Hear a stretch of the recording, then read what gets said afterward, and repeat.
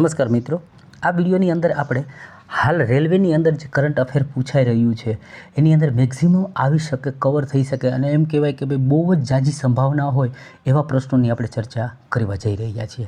જેમાં પહેલો પ્રશ્ન આપણે લઈએ તો ભાઈ ટેનિસ ટુર્નામેન્ટ એની અંદર વાત કરે છે. કેનેડિયન ઓપન 2025માં પોતાનું પ્રથમ WTA 1000 એટલે કે 1000નો ખિતાબ જે છે એ કોણે જીત્યો?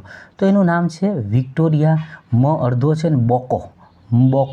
ઓકે, આ નામ જે છે થોડું વિચિત્ર છે પણ યાદ રહે તો રાખીએ, કારણ કે એક માર્ક કવર થઈ શકે છે. ત્યારબાદનો પ્રશ્ન છે ફોર્ચ્યુનરની 2025ની સૌથી શક્તિશાળી લોકોની યાદીમાં પ્રથમ સ્થાને આવતા વ્યક્તિનું નામ. જો હવે રેલવેવાળા છે અથવા તો ગવર્મેન્ટ જે સેન્ટ્રલ ગવર્મેન્ટની એક્ઝામ છે ને એ આવા બહુ પ્રશ્નોને ટચ કરતા હોય છે, માટે આ પ્રશ્ન આપણે લીધેલો છે.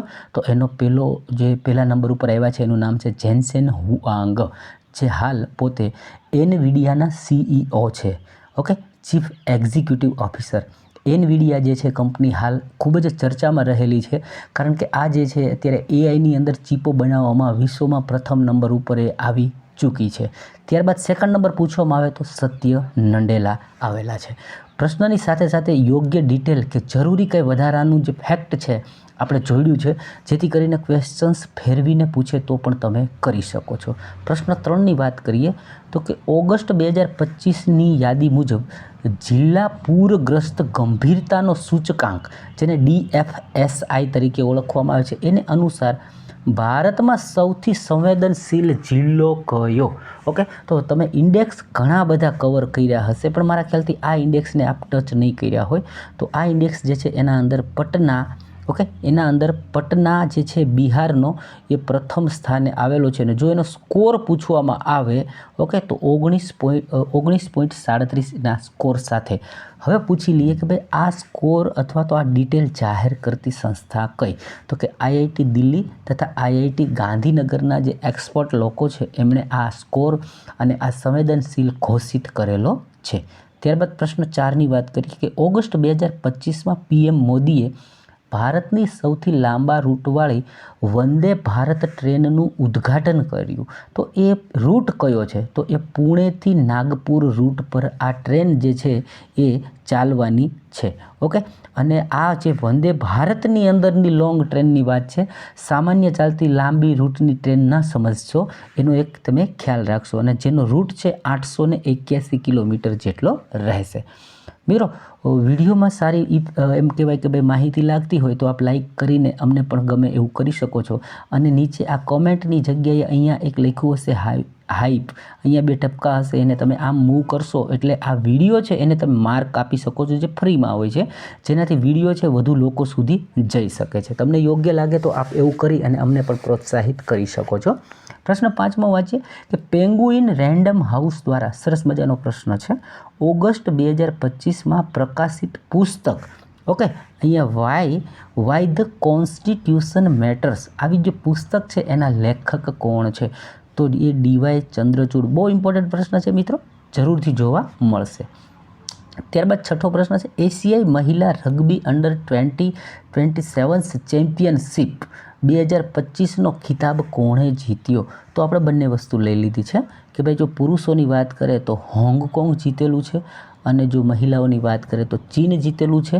અને જેમાં ભારતની આપણે વાત કરી લઈએ, કદાચ ભારત વિશે બી પ્રશ્ન કરે તો કે એમાં ભારતની મહિલાઓ જે છે એ ટીમને કાંસ્ય પદક મળ્યું છે.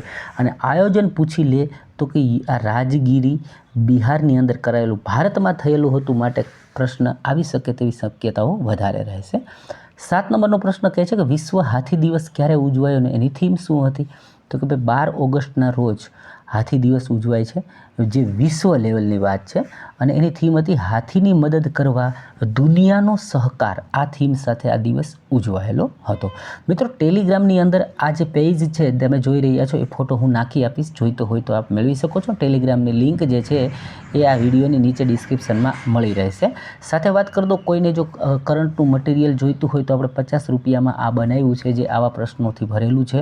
ઓકે, રિઝનિંગનું જોઈએ તો બી 50 રૂપિયામાં છે. સાયન્સની PDF જોઈએ તો 101 રૂપીસની અંદર છે. આપ રસ ધરાવતા હોય તો લેશો, કોઈને ફોર્સ કરવામાં આવતો નથી. અને નંબર છે 91 57 68 8058 આ મારો વોટ્સઅપ નંબર છે, એના પર આપ મારી સાથે વાત કરીને પરચેઝ કરી શકો છો. 8 નંબરના પ્રશ્નની વાત કરીએ. આંતરરાષ્ટ્રીય યુવા દિવસ 2025 જે છે એ ક્યારે ઉજવાયો અને એની થીમ શું હતી? તો 12 ઓગસ્ટના રોજ આ દિવસ ઉજવાય છે અને એની 2025ની થીમ હતી local youth action for the SDGs and beyond. આનું ગુજરાતી તમને જરૂર હોય તો કરી શકો છો. થીમ ઇંગ્લિશની અંદર જ રજૂ કરેલી હતી. ત્યારબાદ 9 નંબરનો પ્રશ્ન છે કે ઓગસ્ટ 2025માં ભારતના 89માં શતરંજ ગ્રાન્ડ માસ્ટર તરીકે કોણ બન્યું? તો જેમનું નામ છે રોહિત કૃષ્ણા. ત્યારબાદનો પ્રશ્ન ખૂબ જ અગત્યનો છે 10 નંબર. સિલનેક્સ 2025 એટલે કે 25 યુદ્ધ અભ્યાસ કયા બે દેશ વચ્ચે આયોજિત થયું? તો પહેલાં તો એની વચ્ચે આપણને ખબર હોવી જોઈએ પહેલાં કે દેશ જે છે તો કે ભારત ને શ્રીલંકા. સિલનેક્સનું ફૂલ નેમ છે તો કે શ્રીલંકા ઇન્ડિયા નેવલ એક્સરસાઇઝ. હવે એની અંદર એ લોકો તમને ક્વેશ્ચન્સ ડીપમાં લઈ જઈને પૂછી શકે છે કે ભારતના કયા જહાજે ભાગ લીધો? તો કે ભારતના INS રાણા, જેને ગાઇડેડ મિસાઇલ ડિસ્ટ્રોયર તરીકે ઓળખવામાં આવે છે, અને બીજું કે INS જ્યોતિ જે ફ્લીટ ટેન્કર તરીકે ઓળખાય છે, એને ભાગ લીધો અને આ 12મું સંસ્કરણ હતું ને આયોજન જે છે કોલંબો શ્રીલંકાની અંદર કરવામાં આવેલું હતું. આગળ પ્રશ્ન જોઈએ 11 નંબર કે રાજ્યપાલ જે નામ છે લા ગણેશન, એનું 80 વર્ષે નિધન થયું તે કયા રાજ્યના રાજ્યપાલ તરીકે ફરજ પર હતા? તો કે ભાઈ એ નાગાલેન્ડના રાજ્યપાલ હતા. બની શકે છે આવા રાજ્યોના પ્રશ્ન તમને જોવા મળશે. 12 નંબરનો પ્રશ્ન છે NDAના સપ્ટેમ્બર 2025માં થવાવાળી ઉપરાષ્ટ્રપતિની ચૂંટણીના નામાંકિત ઉમેદવાર કોણ હતા? NDA જે છે એટલે એ આપણે કહેવાય કે BJPનું જે ગઠબંધન છે એ સરકાર, ઓકે, એના CP રાધાકૃષ્ણન, ઓકે, એ જે છે એ ઉપરાષ્ટ્રપતિના ઉમેદવાર હતા. ત્યારબાદ 11 નંબરનો પ્રશ્ન 13 નંબર જોઈએ કે કયા ખેલાડીએ ફાઇનલમાં ભારતની અનાહત સિંહને હરાવીને ન્યૂ સ્ક્વેશ વેગા ઓપન 2025નો ખિતાબ જીત્યો? ઓકે, તો એ મિશ્ર દેશની હબીબા હની આ નામની ખેલાડી છે, એણે આ ખિતાબ જીતેલો છે. 14 નંબરનો વાત કરીએ તો વર્ષ 2027માં રાષ્ટ્રમંડળ યુવા ખેલની મેજબાની કયા દેશની અંદર થવાની છે? તો દેશનું નામ છે માલ્ટા દેશ. જેમાં કોઈ ફેક્ટ જરૂરી નથી એને મેં નથી જોડ્યા, બાકી જેમાં જરૂરી હશે એ ડિટેલ્સ સાથે આપણે જોડીએ છીએ. ત્યારબાદ પ્રશ્ન છે the rise of the hitman the Rohit Sharma story. આ પુસ્તક ખૂબ જ ફેમસ છે, આવશે કોઈ પણ શિફ્ટની અંદર આવી શકે છે. The rise of the hitman the Rohit શર્માની સ્ટોરી. આવું પુસ્તક જે છે કોણે લખ્યું? તો કે ભાઈ R કૌશિક નામના વ્યક્તિ છે, એમણે આ લખેલું છે. ત્યારબાદ 16 નંબરના પ્રશ્નની ચર્ચા કરીએ કે ખેડૂતો માટે બીજ, ખાતર તથા અન્ય કૃષિ આવશ્યકતાઓ માટે નાણાં સહાયતા યોજના અન્નદાતા સુખીભવ યોજના જે છે એ કયા રાજ્યે લાગુ કરેલી છે? તો આ યોજના આંધ્રપ્રદેશની અંદર લાગુ કરવામાં આવી છે.